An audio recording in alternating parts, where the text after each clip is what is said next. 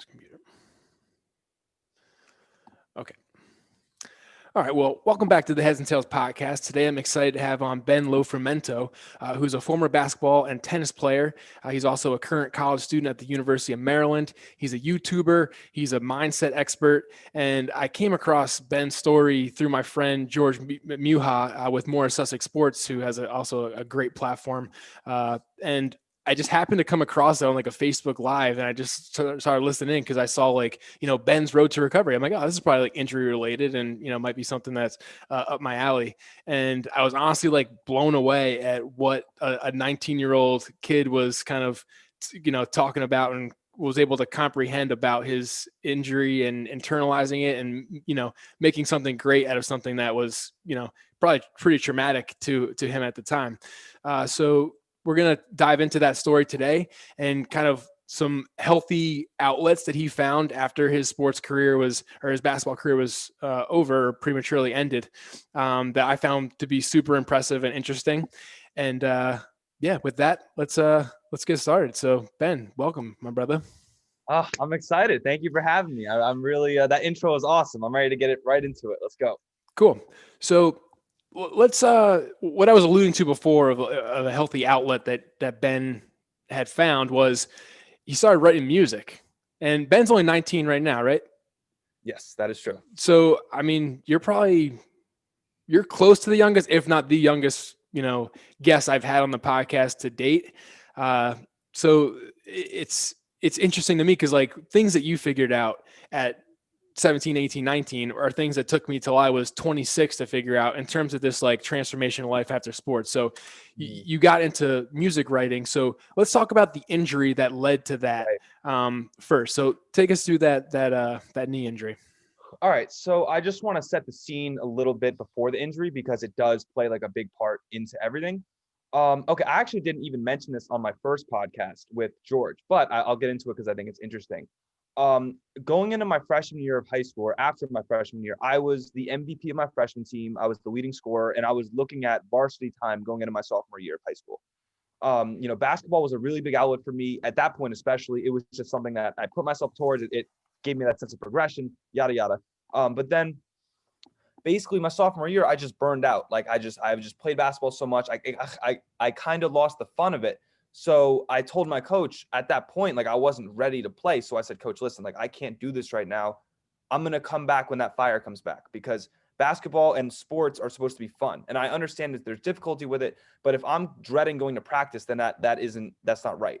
So at that point, you could say in hindsight, like I did quit on myself, right? I quit on myself. I kind of went through this phase of like, I don't really care, doing things I shouldn't have been doing, bad influences, and not really self-governing myself, realizing that like I have the power, I have the ability to be better, right? Or whatever. So basically going into my senior year, what really prompted me to come back to basketball was the fact of what was happening at home with my parents.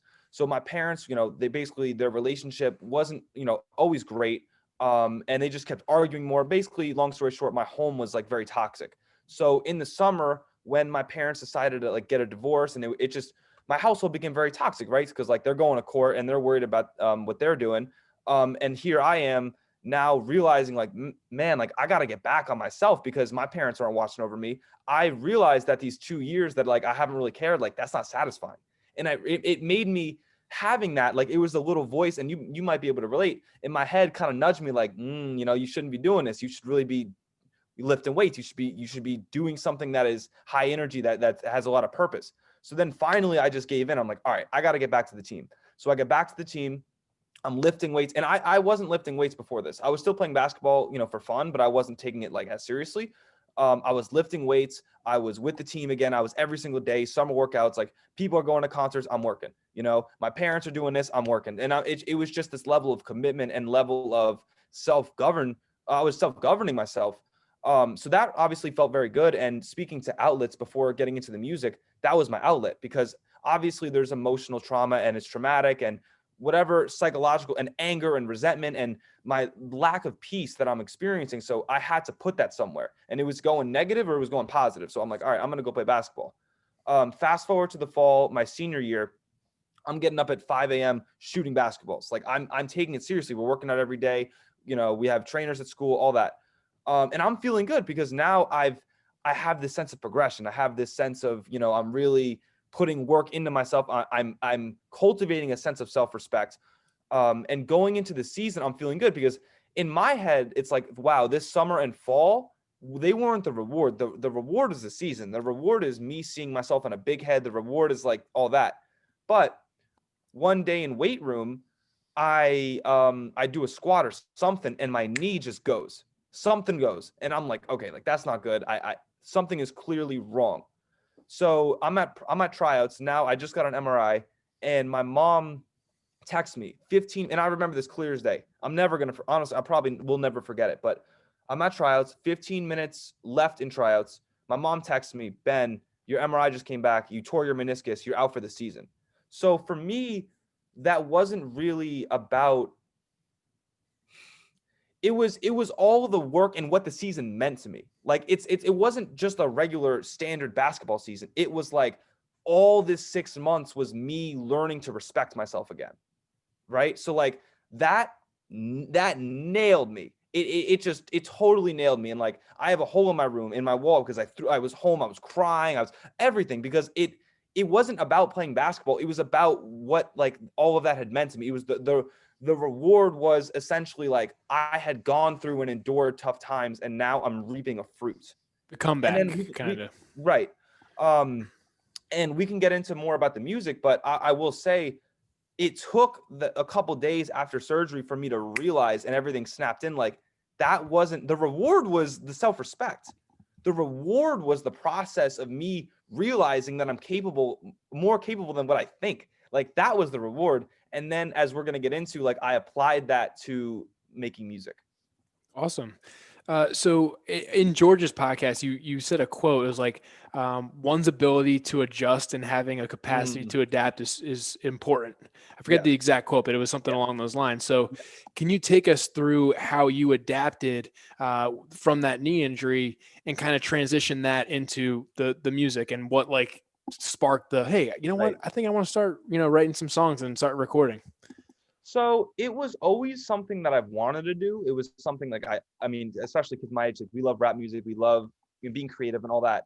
So in during the phase of when I was getting the MRI to when I got the results, I mean, I pretty much knew, because knowing my body, like I was not okay, and I assumed or figured that I wasn't going to be able to play the season, honestly. So then I was talking with my friends, and I just was like, okay, listen, I'm either gonna make an album or I'm gonna play basketball. It's one of the two. So however things shape is, what's going to happen. So when I got that news, and I had the surgery, and I'm just, on the couch behind me, for a week or two, just recovering. Like, I don't know if you know about the knee, like the device. So basically your knee's kind of like this, and you just kind of go up like 60 degrees every day. And it's just like your knee is just learning how to bend again. So I remember I was writing music, and my computer, like every rotation would like, it would cramp all up.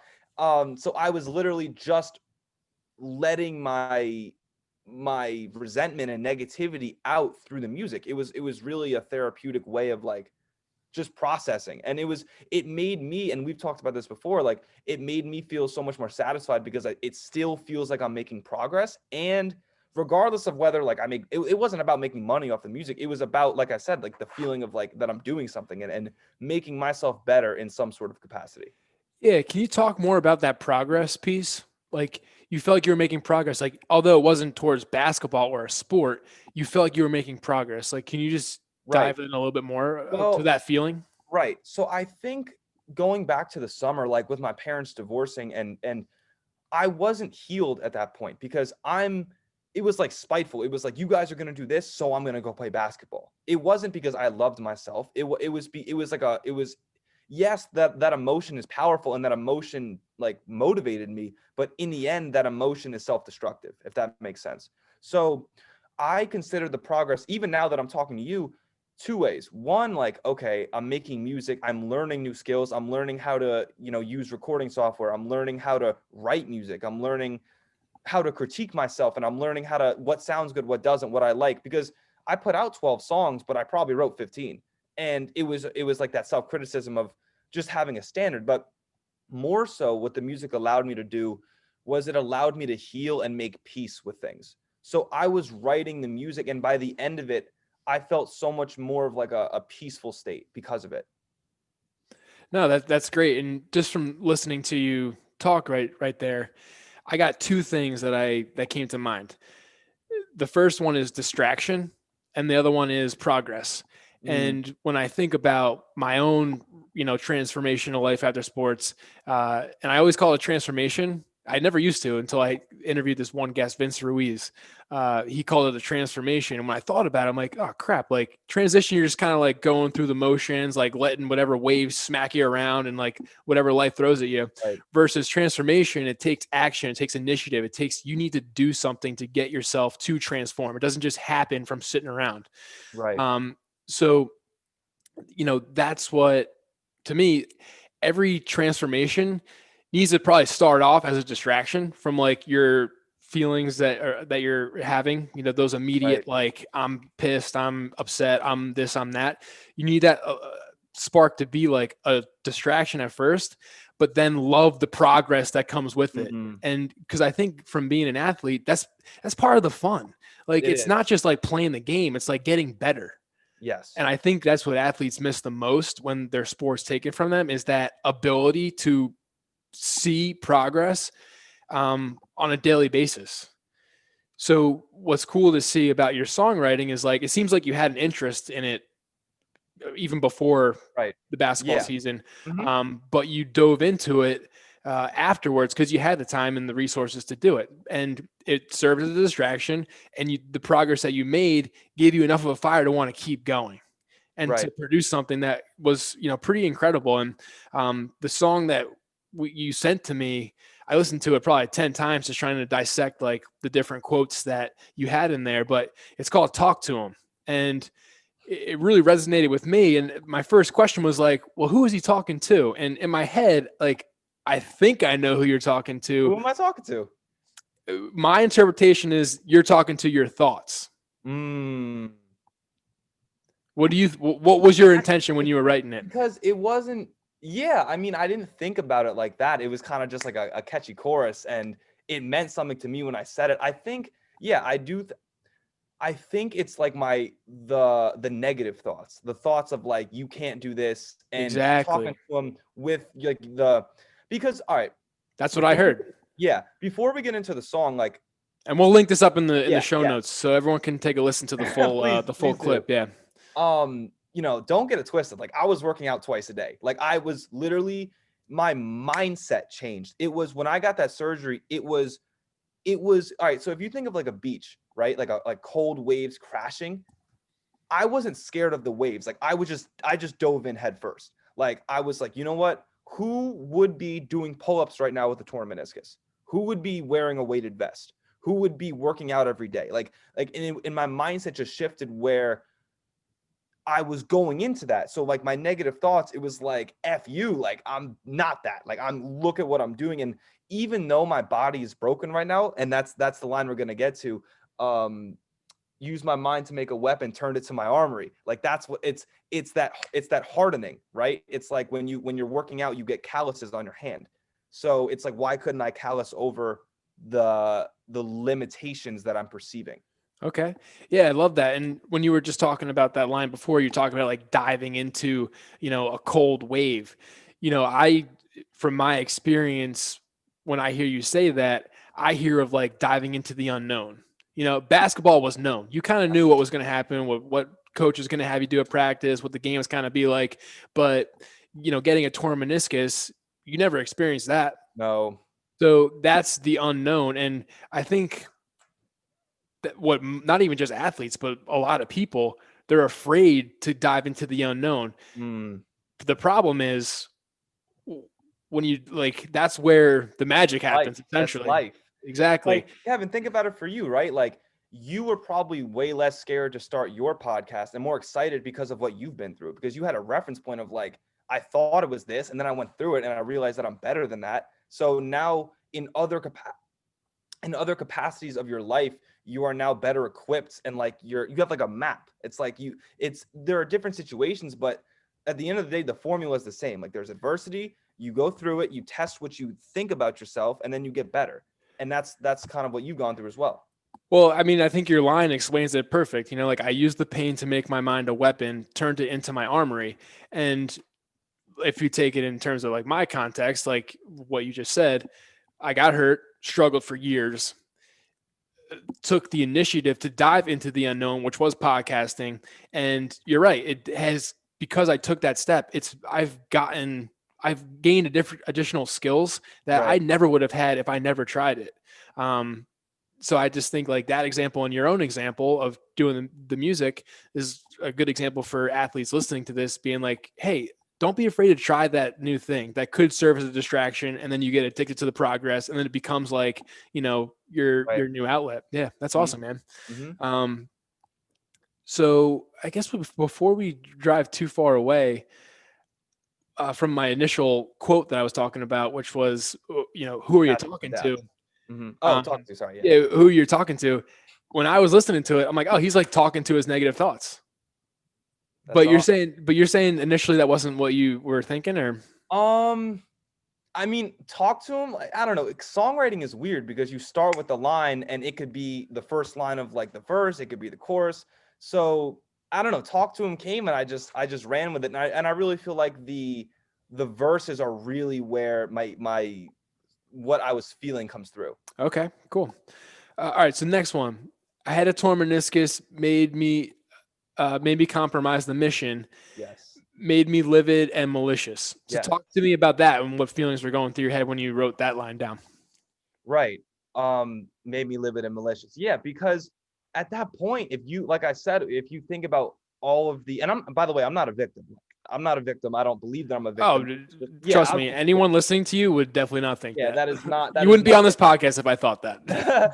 um I mean, yeah, so like if you think about now my frustrations because I wanted, like I said, it was that proving myself and what I could do, and then like my parents and all that. I had so much negative emotion that if that's like a force, all of that force was going one area, and now all of a sudden that like road is stopped and it's still here.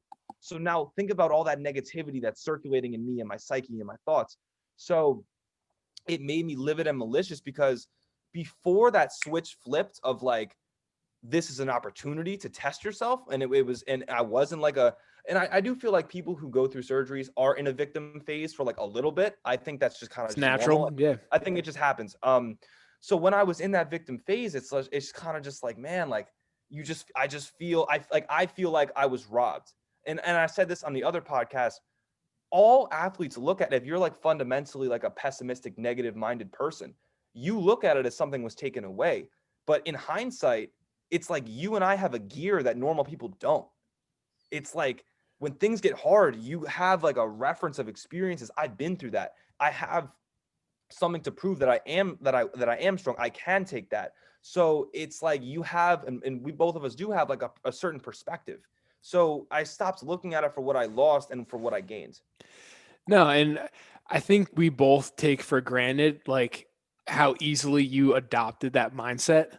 Mm, Like I know for you at 19 years old, like you saying that, I'm like, oh wow, that's like really impressive that that's the way he thinks. But when I think back to when I was your age, I was still in the I lost something. It was taken away from me. And when I look at it now, it's like I wrote down helpless when you were talking about the mm, being the victim. And when you feel helpless, like I feel like there's almost no worse feeling. Like you're it's almost like in prison, like yeah, by your own thoughts and yeah, mentality, which is like the scariest place to be. But what I man. hope is that an athlete listening to you and your story realizes that, hey, Ben made this switch with his mindset, pretty early on. And look what he did. Look where he's at right now. I definitely don't have the optimism that Ben has right now. Like maybe I should switch my mindset and be like, yeah, well, what am I gaining from this and stuff like that. So, Mm.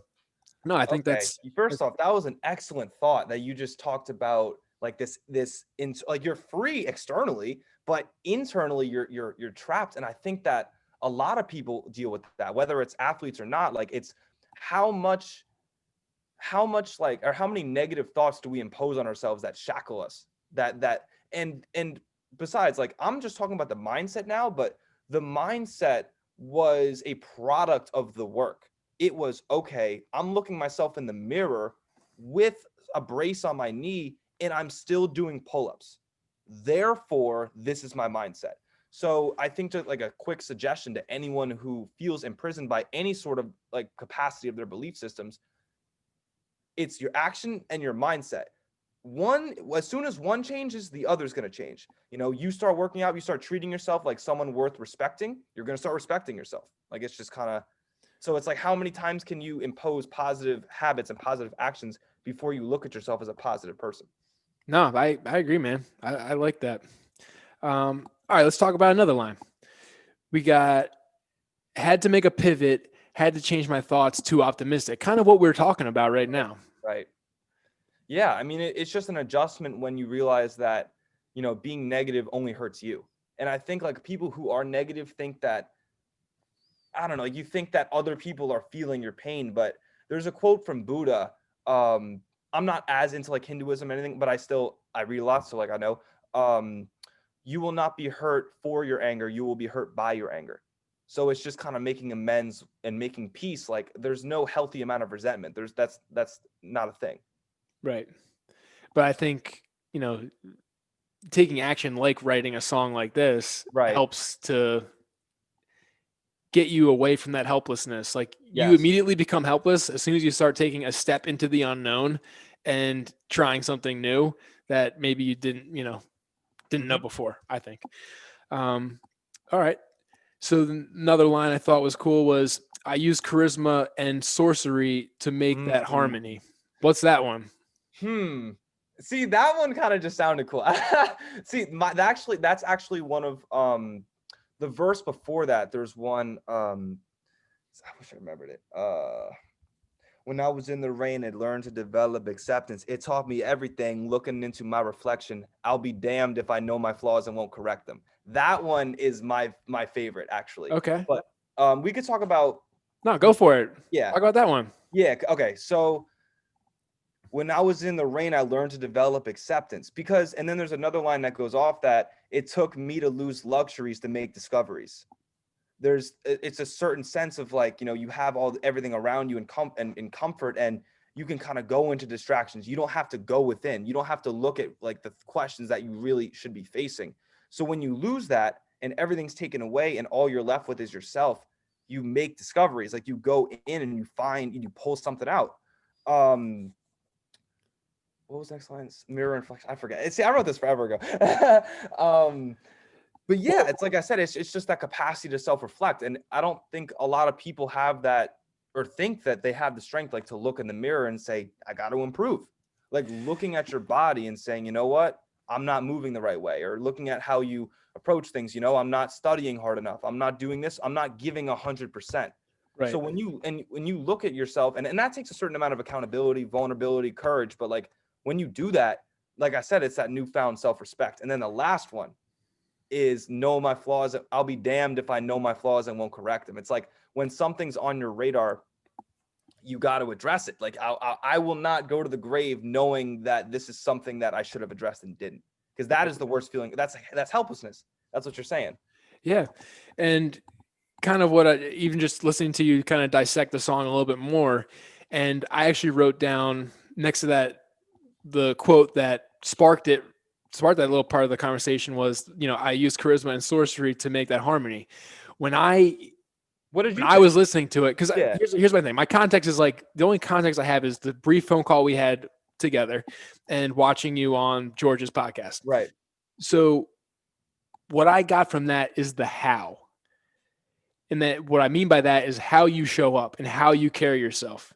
And like when you're in that helpless state as an Yeah. athlete, like you're like, that's not me. Like I'm not, this isn't me. Like, what am I doing?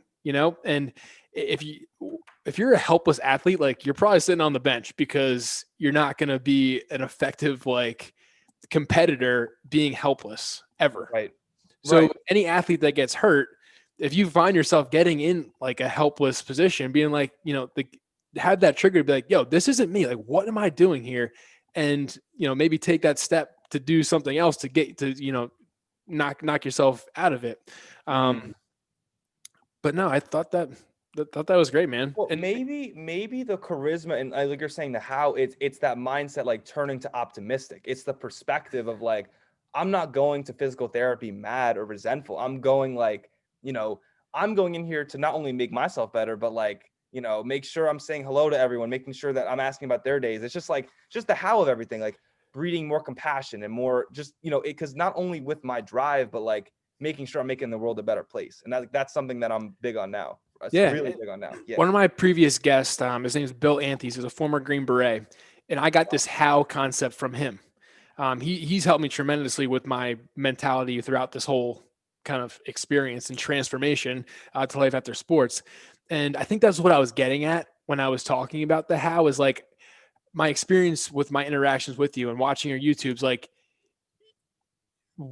basically like what Bill would say is like who you are isn't what you do. It's like how you bring yourself every single day, you know? And when I see you, you're someone that brings positivity constantly, just in your inflection in your voice. Like you're engaging, Right. you want to help people. Like that's who you are. It's how you carry yourself every Yeah. day. So that's I think what I was trying to get at is like if you see yourself catching or getting into that helpless mindset, change your how and how you show up and how you know talk to yourself and stuff like that, even to other people. Mm. Um, all right, I don't know if we talked about this one yet. When I was in the rain, I learned to develop Yeah. acceptance. Right. So yeah, I mean, I touched on it a little bit, but yeah, it's just that when everything is taken away, being able to, this is more of like an emotional thing, right? Because like I said, when I got injured, it's like my parents and I wanted this season, I wanted this, and there's so much like tension. Like I wanted that, and it was taken, and it's honestly like I'm so happy and positive now that it's hard for me to like go back to that time because that was so long. It was over 2 years ago, so it's like but like the lessons I've learned from it are still here. But yeah, I think it's just and I guess that helped with my shoulder as well. But it's just when things aren't going well, understanding the process of life. Like there are just natural ups and downs, and it's not like that's a bad thing. It's just like it's going back to Darwin. Like if I can accept that, if I can roll with it, if all I have to do is compliment it, right? Like all I have to do is if life has a natural melody, I'm not trying to change the chords. I just want to play music on my end to make the best piece. Okay, I like it, man. I got one more quote I pulled, unless you have any other ones that you want to add in there, which is cool with me. It says, I do this for myself. I don't need the Need the clout. clout. that's, that's a funny one. Yeah, no, I mean it's just that sense of I think this is like a bigger picture. I mean, this is kind of a tangent, but I think it's a bigger picture where people who look for their respect in external things just and I made a video on my YouTube about this. I called it you're rolling dice. You're rolling dice with your happiness because okay, I'm coming on this podcast. The only way I'm going to feel good about myself is if Kevin gives me good feedback, right? Like that may or may not happen. But if I come onto this podcast and say, I'm going to be happy if I bring my best self and I articulate myself how I want to, I'm going to be happy every time. So it was really like, listen, I'm not doing this for other people. I'm not doing this for how you look at me. I'm doing this for how I look at myself. And hopefully that could help other people. But at the end of the day, it's about how I look at myself. And that's what that's about. No, I think that's a perfect point to make. And I'm glad I pulled that quote out because even when I think about the podcast, like, so for me or for you, it was the music potentially that kind of helped you get out of your funk. For me, it was the podcast, which happened to be like 6 or 7 years after I got hurt, but I eventually figured it Right. out. But people always ask me like, oh, like, what's your goals with this? I'm like, honestly, like, I just do it for myself. Like, I've gotten like more therapeutic, I guess, Yes. insights from interviewing athletes like yourself and other health experts over the past 5 years at this point that I'm like, I don't even care if people listen to it or like it. Like, I just want to do it because it's something that's important to me. And if other people can Right. benefit from it, awesome. But Yeah, that's I it. think, I Exactly. think because I took away that external, you know, the need for external Expectation. Yes, reinforcements. yes. Yeah. Like that's why I'm still sitting here today, 5 years later, doing this and talking to you because I just want to do it. Like I like doing it. Well, I also think that's why your podcast is viewed a lot and it's obviously has its platform is because you're grounded in the right your soil's right. Like, you are focused on the product and the internal and how it makes you feel. So therefore the podcast is good and people sense that, right? Like, you're not chasing anything. So that's like the best things are brewed inside and then they happen to go outside. But Right. if you switched your focus, then it would be different. Yeah. Cool, man. So, were there any other healthy outlets that you found during the recovery process that kind of helped you, or? Yeah, okay. So one, I went to a therapist. And I believe that the first off, the stigma around therapy, in my opinion, is just ridiculous because this is therapy to an extent. Yeah. This is what therapy is. It's you giving yourself the space to tell a story, to get your feelings out, and someone listens and they happen to have professional, degrees and all that to back them up. And then you talk and you work things out. So, that peaceful feeling I would not have reached without therapy.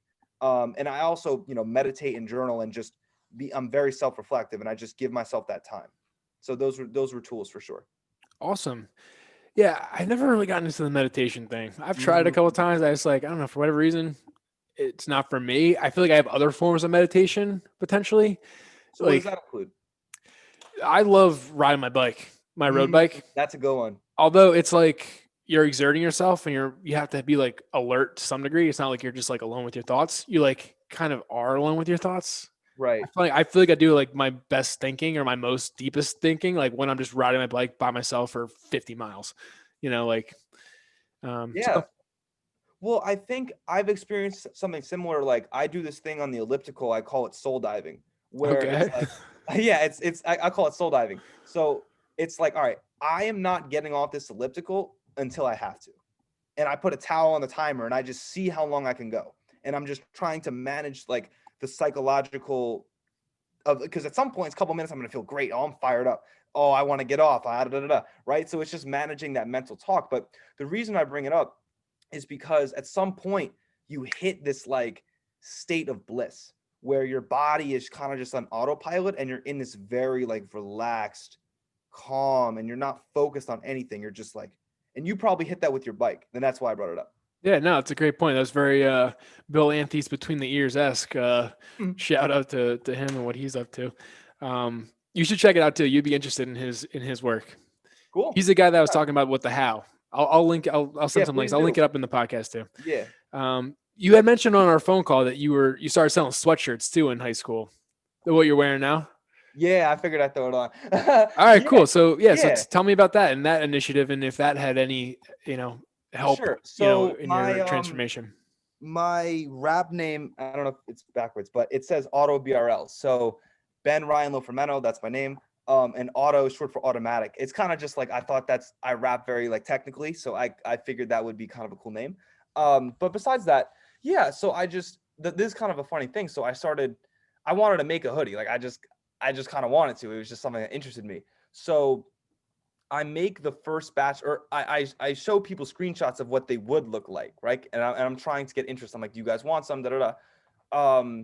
I get about 20 people, or I get no, I get 40 people which is a lot because a lot of my friends, people in my high school, who got some. So I get 40. I get them for 17, 18, sell them for 20. So that's a pretty. I mean, it's an all right margin. Make a couple $100 off them, and then so that day I have them bring them to school. Now, all of a sudden, the same people who I asked that said no now see everyone wearing them because now I intentionally gave them all out that day. So like everyone has them. So people are like, oh my God, what's this? So immediately, like half a week later, 75 orders immediately. Increased my profit margin, like $8. Because you ordered more. Yeah. Yeah. Because I figured at that point, like there's the demand. And it was kind of funny because people really like, some people listen to my music, but some people got them because it kind of became a cool thing to do. Right. But before I knew it, like the teachers I was going to class, like the teachers that were teaching me had them. And like I was a senior, freshman had them. Everyone in the high school had them. Like there were 150 in my high school. And it was just kind of for me, it wasn't really about the money. It was nice. But it was cool that like this meant like my healing process. This is like the fruit for it, right? Like knowing what the album meant to me and then seeing people buy it, like it really meant a lot to me with that. That's legit, dude. I'm Yeah. like so impressed by that whole thing. But to me, this is like another creative outlet. And I have like an entrepreneurial itch too. And I could do it all day and night. Like, it's just like fun to me, like just Right. trying it out. Yeah. The profit margins and this and that, like but it's learning and progressing. Game. Yeah. Yeah. It's Yeah. fun, man. Yeah. No, Mhm. I love that though. So what's like the significance of the yin yang? Yeah, I mean, I think for me at this point, I was fairly spiritual, and I was reading a lot. So to me, it just kind of represented where I was in terms of just balance. It Okay. was it was just trying to be peaceful. Love that, man. Is that a hat you got on there too? Low for mental? I just Yeah. got this. Yeah. Shout out. Yeah. Yeah, I figured I'd come correct. So yeah, so I actually have a low fermental hoodie too. I haven't sold many, but if my YouTube channel gets more traction, I'll probably start selling more. I'm not sure, Sweet, but man. I will probably give one of these away when I hit 1,000 subscribers. So I'm Oh, excited. all right. I'll be on the lookout, man. Yeah, I'll let you know. Sweet, man. No, I really like that sweatshirt story. That's awesome. But what I was thinking too is like,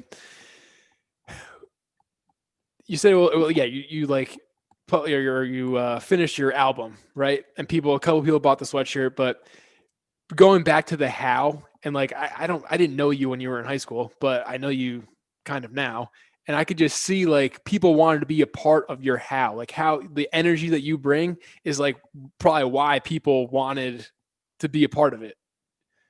It was really cool. I mean, I was at this point, I feel like I really became a different person. Like I started caring about more because when you're an athlete, I mean, not every athlete, but some athletes kind of have like a superior sort of demeanor or whatever. But when you get punched in the mouth and it's not like that, like I feel like I became much more of like I started checking in on people and texting people and really caring. And it's like that how, like you're saying. And it was genuine. So yeah, I really do think that was part of it too. And I appreciate you saying that. Yeah, I'm big on toughness, and I had that question at the end, and I always think like when I was 17, I was like, oh yeah, I'm such a hard ass. I could freaking lift weights and score touchdowns. Yeah. Like, oh, I'm so cool. And when I think about it, I'm like, that's the easy thing. Like Yeah. the fact that you dropped a rap album in the middle of your senior year of high school, sold these sweatshirts, like that's vulnerability, dude. Like to put yourself out there and put these songs out there for the world to hear, like that's the toughest thing you could have freaking done. And I'm like, that's way tougher than playing football or playing any sport. Mm. I give you props, man. I'm super impressed by that. Well, it was now that I'm really thinking about it, like my mindset was so it is I don't think I'm ever gonna get back to that point, but it was so internal. Like I did not care about people how people perceive me. Like it was so like I'm doing this for me. This is my focus. This is my goal. And that's why. So like when you're telling me right now, you must have felt so vulnerable or like nah, like I was just doing what was in my heart. And if people judge me, then they judge me, but I knew I was being true. Well, that's a super mature way to mindset to have. I'm gonna be honest. Like, I mean, even to this day, I still, think about what other people are thinking or whatever. Probably getting better, but all right. So you're also a stud tennis player. So tell us about playing tennis your senior year. And I'm Right. curious, like if you went from being a stud in singles to now you have to play doubles. I think I learned Right. on your podcast with George. So I'm curious if like there was a little bit of an ego struggle Oh, there with that was. There was. Yeah. One of my rackets could show you. one. So, all right. So I'll tell you what happened. So yeah, I was my tennis career, I was a 30 win varsity player, which was, one of the best in probably my last, like the school's decade. So I was a very good player. I had some all county mentions, all that, whatever, 2-year captain, 3-year varsity player. My junior year, I played first singles. I was ranked 7th in the county. Morris County is a very good county, or pretty good county. So I felt, pretty good about that. So going into my senior year, I would have been the #1 tennis player or at my school again. And I don't know what would have happened, but that was supposed to be me. And our team was actually supposed to be very good, which it still was, but it would have been. So anyway, yeah. Now I have to play doubles because I'm still, honestly, I probably shouldn't even been playing. Like I couldn't really move like that, but my fundamentals, like my serve was still good. My forehand was still good. So I could play doubles and kind of hide my movement a little bit. However, how it works in varsity tennis at high school is you have a ladder, right? So because I was the #1 ranked the year before, I was coming in as the #1 that season. Regardless of my injury, that's how it was. So I still had to lose matches to go down. And I knew that I wasn't going to be able to play singles. Like I knew that, but playing that #1 game and just not being able to play, like just losing points that I wouldn't have lost, it really, you're saying, it was in my head. I knew I wasn't a number at that point, like gonna do that, but then literally giving it up, like that was, I smashed my racket. I don't know why I was so mad. Like I knew it, but it was my ego. And then like once I calmed down, I realized like, all right, like just make the best of what you got. This is not your control. And just, I ended up having doubles was really fun. We finished 12-4. I had a really good time, and I still, really enjoyed that season. Cool. At least you found, so yeah, you got over that little hump and still had some fun. Yeah, So that's cool. It was ugly. All right. Anything else that came up for you that tennis season, or? Not really. I mean, it was just for me, like it's spring of senior year. I was just enjoying it. I was just trying my best to enjoy it. And I have a twin, so like just being around him and like my friends, some of my friends from the basketball team play. So just, spending time with that was just my focus. Cool. I didn't know you had a twin. Yeah, I got a twin. Is he like the same way? Like just loves to big mindset guy, or no athlete too, or? Yeah, he's an athlete. I would say I'm a better no, yeah, I'm not gonna say. But no, my brother is very he's very government oriented, very history oriented. Like he got 5s on all his AP tests. He's really intelligent that way. So there are definitely, it's cool. Like, we get along so well together, and I love my brother. Shout out to Luke. So yeah, it's cool for me. Like I never try to compare myself to him, and I hope he doesn't the same way. So I just let him be his own person. Cool, man. Love that. All right. So I know you recently had a shoulder injury. So tell me a little bit tell the audience about the shoulder injury, right. And maybe, you said that you have a callous mind from the knee injury. So right. How has this rehab process been compared to the knee? Okay, so first off, I tore my labrum in my shoulder, and I believe that it was actually, I believe it was torn in high school, but it wasn't as bad back then. But it's because, I'm left-handed, and it's common with a lot of overhead sports, volleyball, swimming, etc. Through, the constant repetitions on my serve. The serve was the best part of my game. I put a lot of spin on it, and it's basically like throwing a baseball or football as hard as you can, like hundreds of times. Like that's work. Sorry.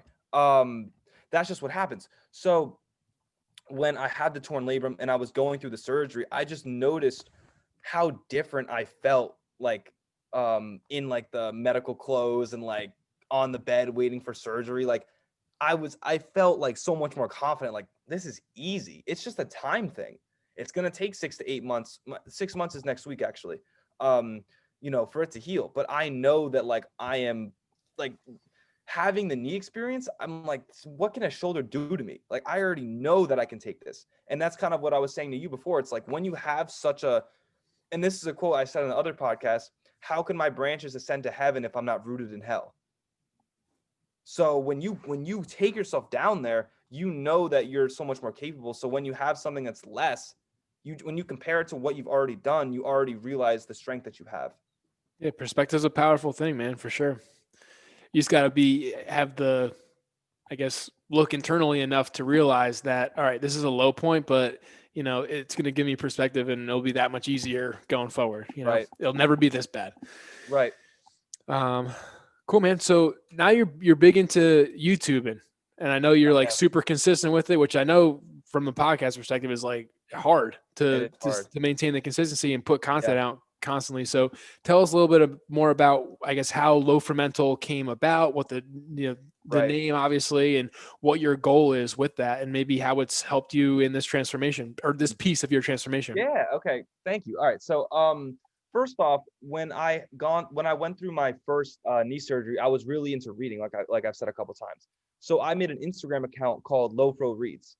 It was basically just like I would read a book, and I would kind of like, it would just like initially I'd post a picture of a book, and I would just write what I thought about it, and then it slowly evolved into me making videos of me talking about it, right? And then I just realized, like you're saying, like holy cow, like I wake up with such optimism 6 of the 7 days of the week, if not every day. So why not like start getting on my phone and start sharing that?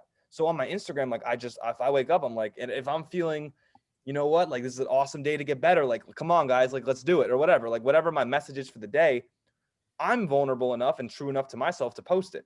And come to find, like people need that. right? And I can't tell you how many people I know, like, man, like that video really helped me, or like the text I get or whatever. So going into YouTube, it's more of like I said to you before, I'm so into my mindset and approach and habits and consistency. And I know just from people around me, it's not common for people my age, but there are people my age who are looking to get better. There are people my age who hang around wrong people and do wrong things, not because they're bad people, but because they're misguided and they don't have the approach. So it's like, okay, I have a perspective and experiences that have founded who I am. So why don't I get on YouTube, learn how to edit, learn how to record, learn how to shoot a shot, which I'm still not great at, but I will be. How many more videos is it going to take?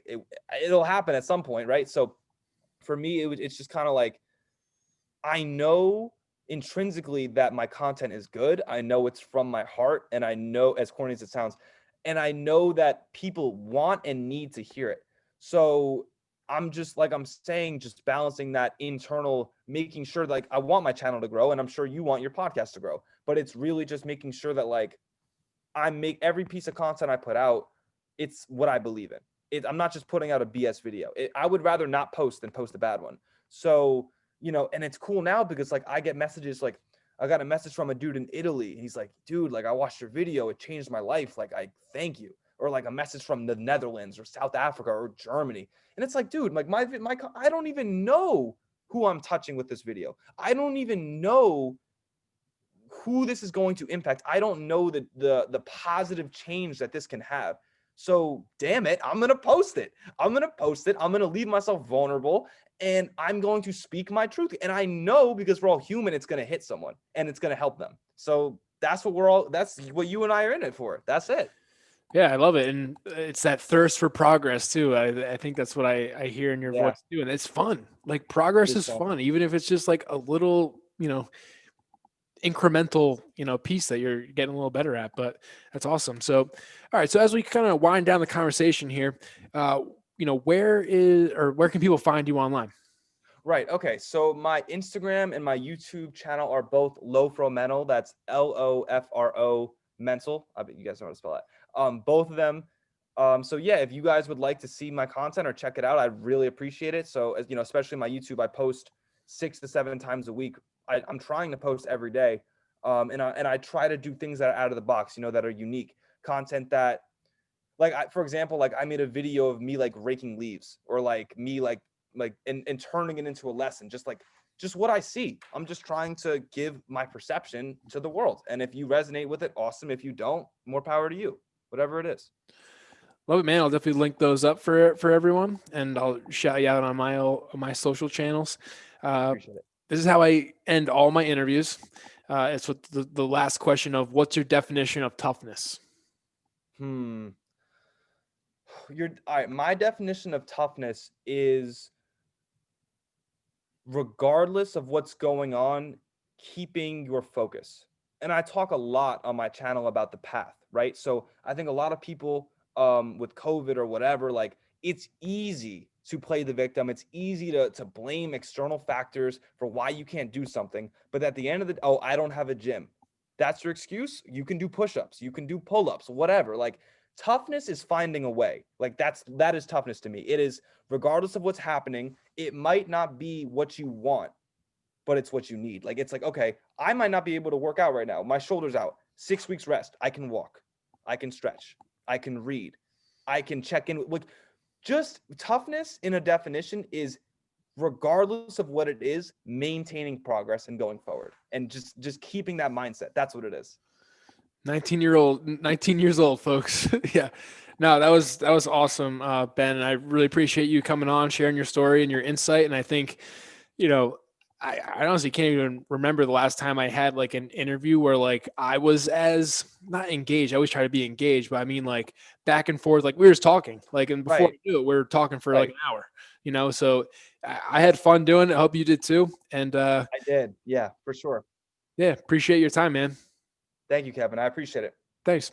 So before we hang up, I just have my listeners like intro themselves. So the way that I have the company edit it is basically they'll take like a highlight of something you said, and I already know what it's going to be. It's going to be the part where you said, "Oh, my favorite quote of the song is," Yeah. X. I can't remember off the top of my head, Right. That's but all.